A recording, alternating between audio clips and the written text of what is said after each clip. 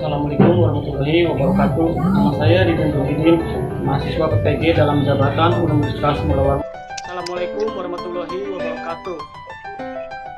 Waalaikumsalam warahmatullahi wabarakatuh. Selamat pagi anak-anak. Pagi Pak. Bagaimana keadaannya sekarang? Baik. Ya syukur, alhamdulillah ya. Sudah sarapan belum? Udah. Jangan lupa ya cuci tangan ya, jaga kesehatan dan rajin olahraga ya.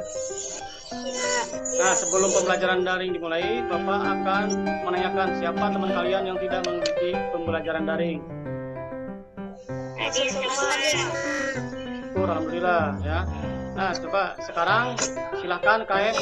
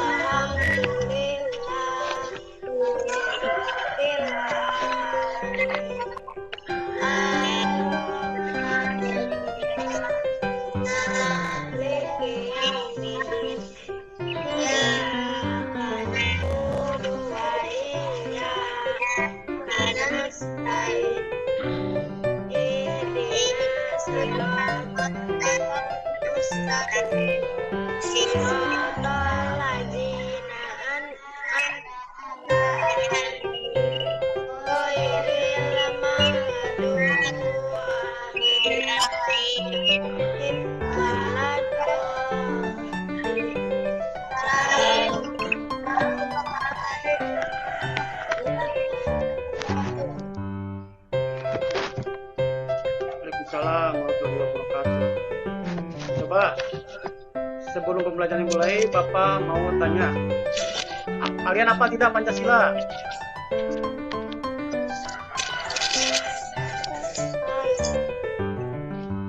Kalian apa tidak Pancasila? Apa? Apa? Sila yang pertama itu bagaimana bunyinya?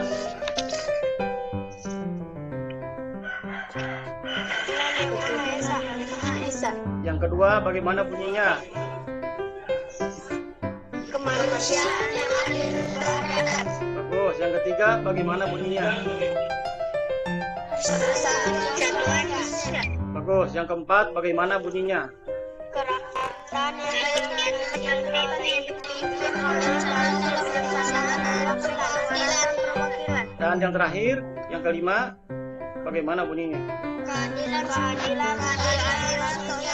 sosial Indonesia.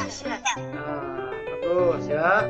Sebelum pembelajaran mulai, terlebih dahulu kita akan dengarkan dulu lagu Indonesia Raya ya.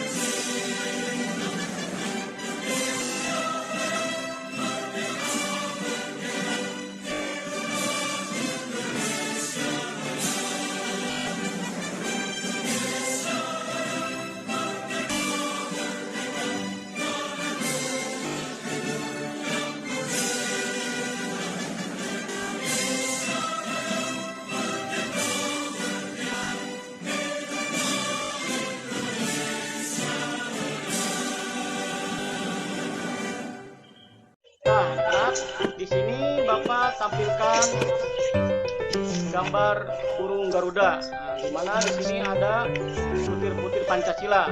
Yang pertama ini sekali lagi. Yang pertama ini sekali lagi Bapak tanya kepada kalian, apa bunyi sila ke-1? Tuhan yang Maha Esa. Ya, bagus ya. Yang kedua, apa bunyinya? Coba. Kemanusiaan yang ada di beradab. Ya, bagus ya. Tadi sila yang pertama itu ketuhanan yang Maha Esa, ya. Lambangnya atau simbolnya bintang. Yang kedua, kemanusiaan yang adil dan beradab. Simbolnya yaitu rantai. Dan yang ketiga itu apa? Persatuan Indonesia. Persatuan. Bagus ya. Persatuan Indonesia. Simbolnya yaitu pohon beringin. Yang keempat, bagaimana bunyinya? Kerakyatan yang dipimpin oleh kebijaksanaan dalam permusyawaratan dan perwakilan. Ya. Dan yang terakhir, bagaimana bunyinya? Keadilan Bagus ya. Ini tadi yang keempat yaitu simbolnya kepala banteng, dan yang terakhir simbolnya adalah padi dan kapas. Dan yang kedua silakan amati ya. Di sini ada pahlawan Patimura. Dahulu perlawanan Patimura yang dilakukan oleh rakyat Maluku. Simak terus ya. Pembubaran VOC pada tahun 1799 tidak menghentikan praktik kolonialisme dan imperialisme Belanda di Indonesia. Dalam perkembangannya, Belanda kemudian membentuk pemerintahan kolonial untuk menjalankan kekuasaannya di Indonesia. Pemerintahan kolonial Belanda telah menyebabkan penderitaan bagi rakyat Indonesia karena mereka hanya mementingkan kepentingan Belanda. Perlawanan-perlawanan di berbagai daerah pun dilakukan rakyat Indonesia terhadap pemerintahan kolonial Belanda. Salah satunya perlawanan yang dilakukan oleh rakyat Maluku atau yang disebut dengan perlawanan Patimura. Apa yang melatar belakangi terjadinya perlawanan Patimura? Bagaimana berlangsungnya perlawanan tersebut dan kenapa bisa berakhir? Kita bahas satu persatu ya. Sebelum Belanda berkuasa di Indonesia, Inggris terlebih dahulu menduduki Indonesia. Inggris berusaha memperhatikan kemakmuran rakyat Indonesia. Namun, kedudukan Inggris di Indonesia tidak bertahan lama. Melalui Konvensi London tahun 1814, Inggris sepakat memberikan beberapa wilayah Indonesia, termasuk Maluku, kepada Belanda. Setelah Belanda berkuasa di Maluku, rakyat sangat tertindas. Pemerintah Belanda membuat kebijakan-kebijakan seperti memberlakukan kerja rodi, pembuatan garam tanpa upah, dan kebijakan lainnya yang menyengsarakan rakyat. Atas dasar kondisi inilah, seorang mantan tentara Inggris bernama Thomas Matulesi atau lebih dikenal dengan nama Patimura berinisiatif memimpin perlawanan. Bersama dengan teman-temannya seperti Tony Rebo, Thomas Patiwael, Philip Tumahina, Said Parintah, Ulupaka, dan Christina Marta Tiahahu, mereka mengobarkan semangat rakyat Maluku untuk melawan kekejaman pemerintah koloni Belanda. Pada tanggal 14 Mei 1817, diadakan pertemuan rahasia untuk mendiskusikan strategi perlawanan. Setelah pertemuan tersebut, pasukan Patimura mulai bergerak. Esok harinya, tanggal 15 Mei 1817, mereka berhasil membakar perahu-perahu Belanda di pelabuhan Porto. Mereka kemudian mengepung benteng Dorstede dan berhasil mendudukinya dengan membunuh kepala residen Van den Broek. Belanda berupaya merebut kembali benteng Dorstede dengan mendatangkan 300 orang pasukan bersenjata. Namun, upaya Belanda berhasil dikalahkan oleh pasukan Patimura. Pada Agustus 1817, benteng Dorstede berhasil direbut kembali oleh Belanda. Pasukan Patimura memilih mundur ke daerah pedalaman. Pemerintah kolonial Belanda kemudian mengumumkan akan memberikan hadiah 1000 gulden kepada siapa saja yang mampu menangkap Pattimura dan hadiah 500 gulden bagi yang berhasil menangkap pemimpin rakyat Maluku lainnya. Hadiah besar ini sama sekali tidak menggiurkan rakyat Maluku. Mereka tetap gigih melawan pemerintah Belanda. Akhirnya, pada Oktober 1817, Belanda mengerahkan pasukan secara besar-besaran.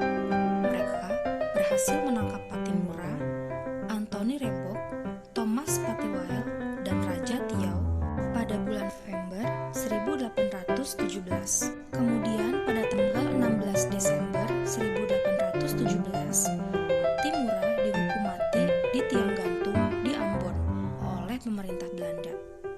Perang Pattimura pun berakhir dan tidak berhasil mengalahkan kolonialisme Belanda. Pattimura nama aslinya yaitu Thomas Matulesi. Pattimura bangkit pemimpin rakyat Maluku melawan kekejaman Belanda.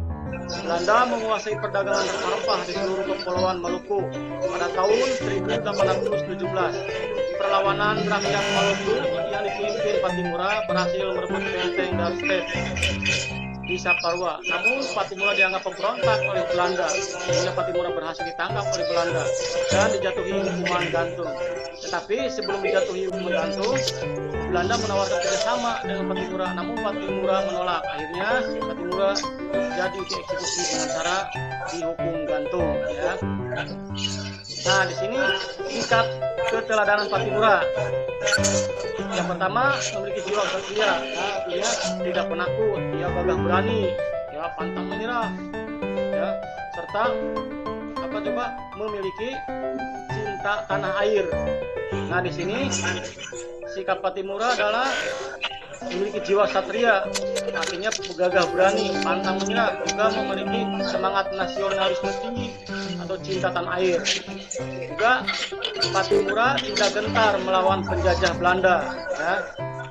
Serta selain itu juga Pattimura selalu melindungi masyarakat. Dan silakan gambar berikutnya kalian lihat.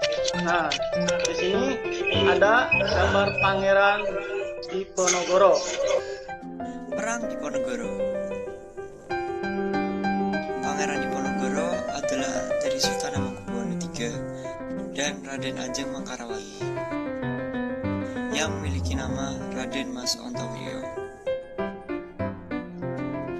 Saat masuk ke abad ke-19, banyak budaya barat yang masuk Indonesia dan tidak sesuai dengan budaya yang ada.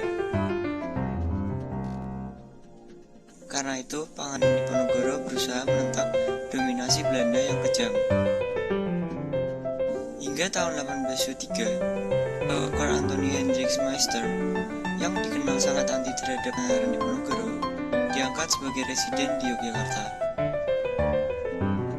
Tahun 1825, Meister merencanakan pembangunan sebuah jalan dan mulai menyuruh para pekerjanya masang anjir suatu pancang atau suatu patol yang secara sengaja dilewatkan pada tanah milik Pangeran Diponegoro. Pangeran Diponegoro memerintahkan rakyatnya untuk mencabut anjir tersebut. Namun, Meister memasang kembali anjir tersebut dan dijaga oleh pasukan Macanan. Namun, anjir-anjir tersebut tetap dicabut oleh pengikut Diponegoro dan diganti dengan tombak. Insiden inilah awal mula berlanjutnya Perang Diponegoro. 20 Juli 1825, rakyat Tegalreja berkumpul di dalam Tegalreja dengan membawa senjata dan menyatakan dukungan kepada Pangeran Diponegoro. Belanda datang ke kediaman Diponegoro yang berada di Tegalreja dan terjadi pertemuan yang sangat sengit. Dan dengan berbagai pertimbangan, Diponegoro dan para pengikutnya mundur ke daerah Bukit Selarong. Diponegoro bukan seorang pemimpin yang individualis. Sebelum memulai persiapan perang, ia mengirim anggota keluarga, anak-anak, dan orang lanjut usia ke Kso yang ada di Kulon Progo. Langkah pertama memulai perlawanan dengan mendirikan benteng pertahanan di Gua Selarong. Dalam perang ini, Diponegoro mendapat dukungan dari masyarakat, pujangga kerajaan, dan bupati. Di Selarong, Diponegoro menyusun strategi seperti berikut. Merencanakan penyerangan ke Keraton Yogya dan mengisolasi pasukan Belanda dan mencegah datangnya bantuan dari luar. Yang kedua, mengirim kurir kepada para bupati atau ulama untuk menyiapkan perang melawan Belanda. Yang ketiga, menyusun nama bangsawan sekiranya mana yang lawan dan mana yang kawan. Yang keempat, membagi kawasan Kesultanan Yogyakarta menjadi 16 mandala perang, terbagi menjadi Yogya dan sekitarnya, Bagelen, Kedu, Lowanu, Kulon Progo, Yogya bagian utara, Yogya bagian timur, Gunung Kidul, daerah Pleret, daerah Pajang, daerah Sowati, Gowong, Langon, dan Serang. 3 minggu setelah penyerangan Tegalrejo, pasukan Diponegoro menyerang Keraton Yogyakarta. Hal ini membuahkan hasil sehingga pasukan Diponegoro berhasil menduduki Keraton Yogya. Pangeran Diponegoro terus mengobarkan semangat perang Sabir, yaitu perang yang membela Islam, dan perlawanan yang dilakukannya berjalan dengan efektif. Sehingga ia memperluas wilayah perang sampai ke Banyumas, Kedu, Semarang, Rembang, dan juga ke arah timur, tepatnya ke Madiun, Magetan, Kediri, dan sekitarnya. Perang yang dibubarkan Diponegoro mampu menggerakkan kekuatan di seluruh. Hal inilah yang menyebabkan Perang Diponegoro sering disebut sebagai Perang Jawa. Belanda mengirim beberapa komandan tempur untuk melawan Diponegoro. Hingga pada 4 Oktober 1825, Belanda menyerang pos pertahanan Diponegoro di Gua Selarong. Namun, pos pertahanan tersebut telah kosong karena sudah dipindahkan ke Dekso di bawah pimpinan Ali Basyah Sentot Prawiro Dirjo. Pangeran Diponegoro menggunakan banyak strategi untuk melawan Belanda, seperti penyerangan langsung yang mengandalkan jumlah pasukan yang besar, menggunakan prinsip perang gerilya, dan strategi perang atrisi atau penjemuan. Dalam melakukan perlawanannya, Diponegoro dan pasukannya senantiasa bergerak dari pos pertahanan satu ke pos pertahanan yang lainnya. Untuk melawan serangan dari Diponegoro, Belanda akhirnya menggunakan strategi sistem benteng stelsel yang dikemukakan oleh Jenderal de Kock. Secara garis besar, strategi perang ini adalah pada setiap kawasan yang sudah berhasil dikuasai Belanda, dibangun benteng pertahanan atau kubu pertahanan. Kemudian, dari masing kubu pertahanan tersebut dibangun infrastruktur penghubung seperti jalan dan jembatan. Penggunaan strategi benteng stelsel pada satu sisi berhasil mempercepat peperangan yang banyak sekali menghabiskan dengan menjepit kedudukan musuh, sekaligus dapat mengendalikan wilayah yang dikuasai. Dengan strategi ini, perlawanan Diponegoro sedikit demi sedikit dapat diatasi. Para pemimpin yang membantu Diponegoro mulai banyak yang tertangkap. Namun, pasukan di bawah pimpinan Sentot Prawiro Dirjo berhasil menyerang benteng Belanda di Nanggulan. Penyerangan ini menewaskan Kapten Inget. Pasukan Belanda dikonsentrasi untuk mendesak dan mempersempit pergerakan pasukan yang dipimpin oleh Sentot Prawiro Dirjo dan mencoba untuk mengajak Sentot Prawiro Dirjo untuk berunding. Namun ajakan ini selalu ditolak. Hingga akhirnya Belanda meminta bantuan kepada Arya Prawiro Diningrat untuk membentuk Sentot Prawiro Dirjo, dan hal ini berhasil. Akhirnya, pada tanggal 17 Oktober 1829, ditandatanganilah perjanjian ini antara Sentot Prawiro Dirjo dan Belanda, yang isinya 1. Sentot Prawiro Dirjo diizinkan tetap memeluk agama Islam. Pasukan Prawiro Dirjo tidak dibubarkan dan ia tetap sebagai pemimpinnya. Prawiro dan pasukannya tetap diizinkan untuk menggunakan sorban. Yang keempat, sebagai kelanjutan dari perjanjian Imogiri ini, pada tanggal 24 November 1829, Sentot Prawiro dan pasukannya kembali ke ibu kota negeri Yogyakarta untuk secara resmi menyerahkan diri. Akhirnya, pada tanggal 28 Oktober 1830, Jenderal de Kock berhasil menjemput pasukan Diponegoro. Pangeran Diponegoro menyatakan bersedia menyerahkan diri kepada Belanda dengan syarat visa anggota laskarnya dilepaskan. Oleh karena itu, Pangeran Diponegoro ditangkap dan diasingkan ke daerah Manado, hingga kemudian dipindahkan ke Makassar, hingga wafat di Benteng Lamandang pada tanggal 8 Januari 1855. Pangeran Diponegoro nama aslinya yaitu Raden Mas Kontowiryo. Beliau adalah keturunan Ningrat ya, dari Jogja. Perang Diponegoro terjadi pada tahun 1825 sampai 1830. Salah satu upaya yang dilakukan Pangeran Diponegoro adalah berjuangnya adalah menyatukan rakyat pribumi dalam semangat Sadung Upatu, Sanyari Bumi ditohi tekan pati, yang artinya jari kepala secengkal tanah biarlah sampai mati.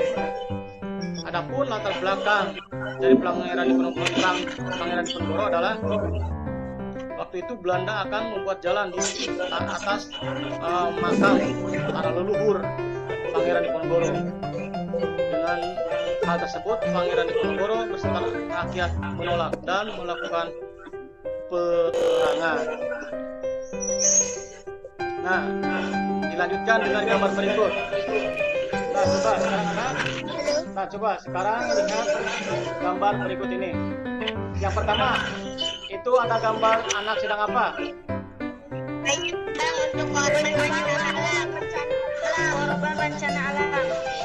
Nah, jadi itu yang pertama gambar anak sedang menyumbang untuk korban bencana alam. Apa alasannya yang bencana alam harus disumbang? Oh, memerlukan bantuan. Bagus ya. Kalau misalkan sedang kena bencana harus disumbang. Ya, mereka itu sangat membutuhkan sekali ya. Misalkan contohnya Tsunami, banjir, gempa, banjir ya. Bagus. Jadi kita itu harus mempunyai rasa pri kemanusiaan, yaitu dengan cara menyumbang kepada korban bencana alam. Yang kedua, gambar anak sedang apa itu? kerja bakti. Oke, betul. Kenapa alasannya kita harus kerja bakti? Agar lingkungan bersih. Ya bagus ya, agar lingkungan menjadi bersih ya. Salah satunya. Selain itu juga kita harus menanamkan sifat gotong royong ya. Selain itu ya, atau bekerja sama. Untuk gambar selanjutnya, silakan kalian. Untuk gambar selanjutnya, coba silakan kalian lihat. Gambar apa?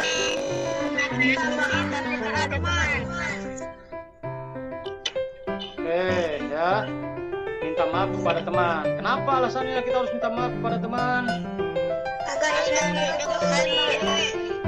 Agar hidup rukun kembali ya. Intinya kita tidak boleh bertengkar. Entah itu bertengkar dengan teman atau dengan orang lain ya. Entah itu di lingkungan sekolah ataupun di rumah atau lingkungan masyarakat. Kita harus tetap rukun ya. Tidak boleh bermusuhan ya. Karena bermusuhan itu sangat bertolak belakang dengan nilai-nilai Pancasila ya. Pertama Pancasila sila ke-3 ya.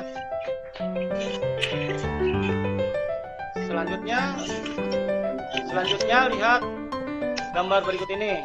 Nah, coba anak-anak, mana gambar yang Bapak tampilkan? Di sana ada Pangeran Diponegoro dan Patimura. Bukan contoh sikap kepahlawanan dalam kehidupan sehari-hari. Saling menghormati. Bagus, saling menghormati. Apalagi yang kedua?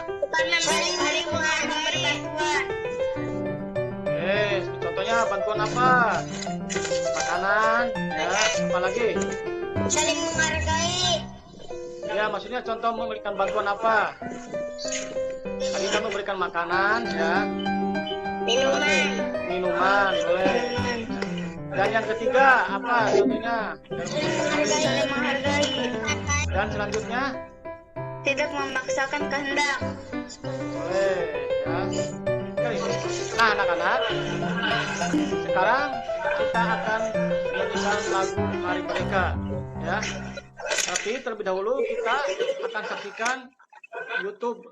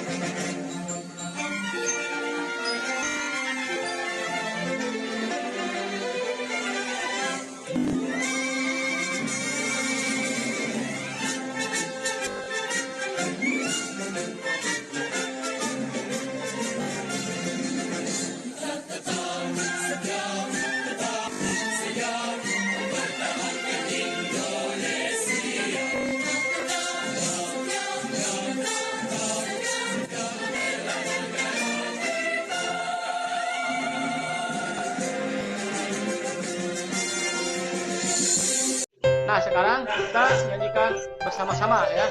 1, 2, 3. 17 Agustus tahun 45.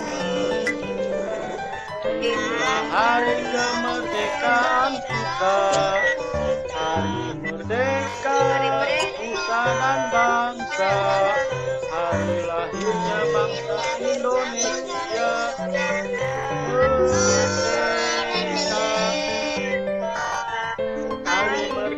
Tetap merdeka selama hayat masih dikandung badan. Setia bela kita tetap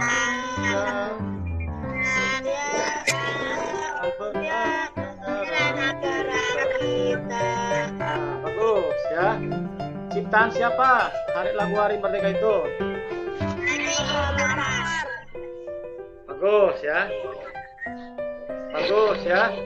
Nah, coba Bapak mau tanya. Indonesia itu merdeka pada tanggal berapa? Tanggal 17. 17 ya. Bulan apa? Agustus.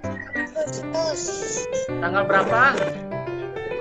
11 bulan Agustus. Bagus. Lebih tepatnya lagi tahun berapa? 1945. Bagus ya, karena pada waktu itu ya bangsa Indonesia ya, merdeka ya, dan telah diproklamasikan oleh Soekarno sekaligus presiden pertama negara Indonesia ya. Jadi kita harus menjunjung nilai-nilai tinggi para pahlawan yang telah memerdekakan negara kita ya, dengan cara apa? Cara mengisinya sekaligus apa? Kita itu membangunnya ya. Jangan santai-santai saja ya. Jadi kita harus berkarya untuk nusa dan bangsa dan meraih prestasi untuk mengharumkan negeri tercinta ini ya. Adapun jadi maksud dari lagu Hari Merdeka itu ya, kita memperingati hari lahirnya bangsa Indonesia atau memperingati kemerdekaan bangsa Indonesia ya, yang dalam mana pada waktu itu para pahlawan sangat gagah berani berjuang habis-habisan sampai titik darah penghabisan ya, jangankan harta, nyawa pun mereka rela untuk berkorban ya. Jadi kita sekarang sudah merdeka, akan kalian isi ya, kita isi bersama-sama dengan pembangunan tersebut. Bagian dari upacara di lapangan apa saja contohnya? Hormat.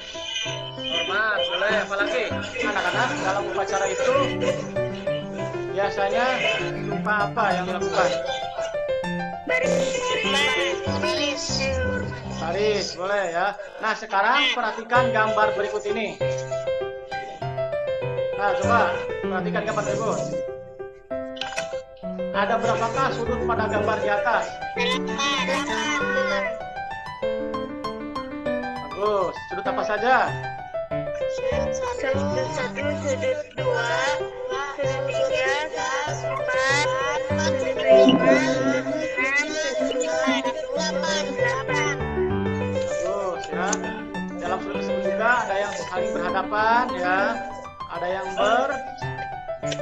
bersinggungan ya, ada yang sejajar ya. Kalau yang bertolak belakang berarti yang 4 ya, dan nomor 2 ya, itu yang saling berseberangan atau bertolak belakang ya. Ya, ngerti nggak anak-anak? Oh iya, alhamdulillah ya. Nah silahkan nanti kalian isi ya LKPD berikut ini ya. Ngerti nggak? Ngerti nggak? Nah anak-anak, pembelajaran ini Bapak simpulkan yang pertama, kita harus memiliki nilai-nilai Pancasila dan kehidupan kita sehari-hari harus mencerminkan Pancasila. Ada yang mau bertanya tidak anak-anak? Tidak, Pak. Tidak. Oke, kalau begitu ya, Bapak kirim evaluasi ya. Nah ini adalah evaluasi yang harus kalian isi ya. Nanti setelah isi, kalian kirim melalui WA Bapak ya. Ada 1 sampai 10 pilihan ganda, kalian tinggal pilih. Ada 1 sampai 10. Kalian tinggal kasih jawabannya lalu kirim ke Bapak.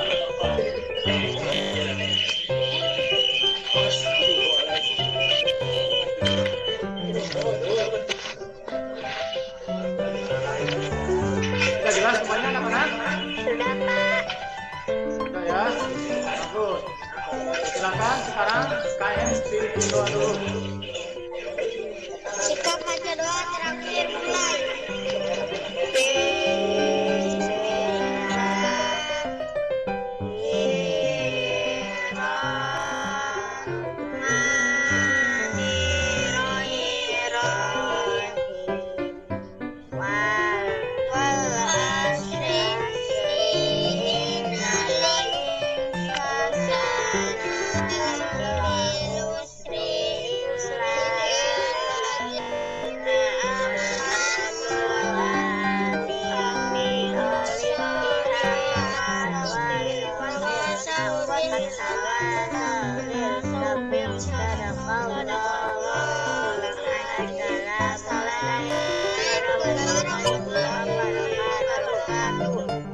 Waalaikumsalam warahmatullahi wabarakatuh. Ingat ya anak-anak, kalian itu harus rajin olahraga ya. dan jaga protokol kesehatan ya. Ya. Tidak, Ya. agar semua kita terhindar ya, dari virus corona atau COVID-19 ya. Jadi anak ya, dengan pembelajaran dari hari ini ya. Terima kasih.